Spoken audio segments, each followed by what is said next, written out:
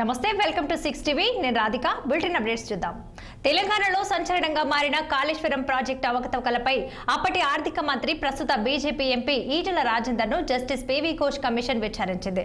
ఇక సుమారు 20 నిమిషాల పాటు ఆయన్ని బహిరంగ విచారణ చేశారు. ప్రాజెక్ట్ ఆర్థిక లావాదేవీలపై క్రాస్ ఎగ్జామినేషన్ చేశారు. బీఆర్ఎస్ ప్రభుత్వంలో ఆర్థిక మంత్రిగా పనిచేసిన సమయంలో ప్రాజెక్టుకు నిధుల కేటాయింపు ఆర్థిక నిర్ణయాలతో పాటు ప్రాజెక్టు డిజైన్ ఎందుకు మార్చారు, మేడిగడ్డ లొకేషన్ షిఫ్ట్ కు కారణం ఏంటి, బ్యారేజ్ల నిర్మాణంలో ఆర్థిక క్రమశిక్షణ లోపించిందా వంటి కీలక ప్రశ్నలను కమిషన్ సంధించింది. ఇక కమిషన్ వేసిన క్వశ్చన్లకు ఈటెల తడుముకోకుండా సమాధానమిచ్చారు. ఆధారాలుగా కొన్ని పత్రాలను కమిషన్ కు సమర్పించారు ఈటెల రాజేందర్. ఒక మంత్రివర్గ ఉపసంఘాన్ని వేసిండు. హరీష్ రావు గారి నాయకత్వంలో వారు ఆనాడు ఇరిగేషన్ శాఖ మంత్రి, నేను ఆర్థిక మంత్రిగా, అదేవిధంగా ఇవాటి మంత్రిగా ఆనాటి మంత్రిగా ఉన్నటువంటి తుమ్మల నాగేశ్వరరావు గారు ఆర్ఎండ్బి మంత్రిగా మంత్రివర్గ ఉపసంఘం వేసారు. మంత్రివర్గ ఉపసంఘం సిడబ్ల్యూసి రిపోర్ట్లు, ఇరిగేషన్ డిపార్ట్మెంట్ ప్రతిపాదనలు, వాళ్ళ అవసరాలన్నీ కూడా మా ముందుకు పెట్టినప్పుడు మేమన్నాం, ఒకవేళ కనుక ఈ తుమ్మిడి కట్టి చేవెళ్ళ మన అవసరాలని తీర్చకపోతే మరో ప్రత్యామ్నాయ మార్గాన్ని అన్వేషించమని చెప్పినప్పుడు వారు అనేక రకాల సర్వేలు చేసి, అది టెక్నికల్ వాళ్ళు కాబట్టి ఇవాళ మేడిగడ్డ, సుందిల్ల, అన్నారం ప్రాజెక్టులకి వాళ్ళు ప్రపోజ్ చేశారు.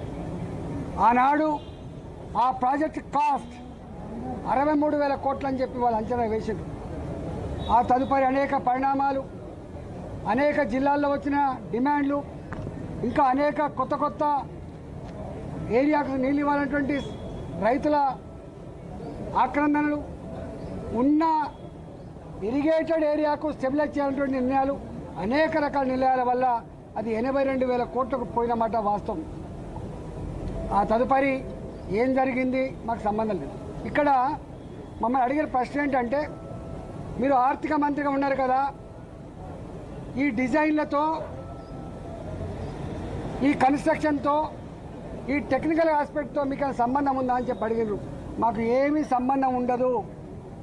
రెండో ప్రశ్న, వాళ్ళని కాళేశ్వరం స్పెషల్ పర్పస్ వెహికల్ అయితే పెట్టిండ్రో, కాళేశ్వరం ఇరిగేషన్ ప్రాజెక్టు కోసం ఒక కార్పొరేషన్ పెట్టిండ్రో, ఆ కార్పొరేషన్ రుణాల మీద మీకన్నా అధికారం ఉందని అడిగిండ్రు.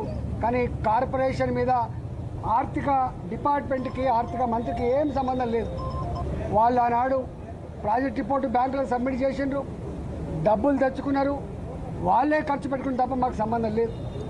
అసలు ఒక్క మాటలో చెప్పాలంటే, ఇరిగేషన్ డిపార్ట్మెంట్కు తోడుగా అనుబంధంగా వాళ్ళ దగ్గరనే ఒక అకౌంట్ డిపార్ట్మెంట్ ఉంటుంది, దానికి ఒక ఆడిట్ డిపార్ట్మెంట్ కూడా ఉంటుంది. ఆ బిల్లులు మంచా చెడా, పనులు అయినాయా కాలేదా, క్వాంటిటీ ఉందా లేదా, క్వాలిటీ ఉందా లేదా, ఇవన్నీ చెక్ చేసుకోవాల్సింది ఆ ఇరిగేషన్ డిపార్ట్మెంట్ నుండి వాళ్ళ అకౌంట్ సెక్షన్, ఆ తదుపరి ఆడిట్ సెక్షన్ మా దగ్గరికి వస్తుంది.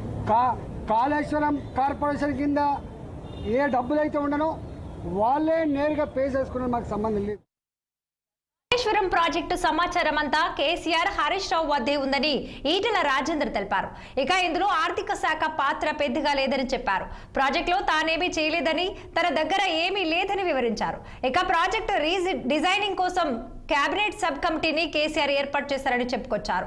ప్రాజెక్టు లొకేషన్ తుమ్మడిహట్టి నుంచి మేడిగడ్డకు మార్పు చేశారని, గత ప్రభుత్వ ఆదేశాలతోనే నిధులు విడుదల చేశామని ఈటెల తెలిపారు.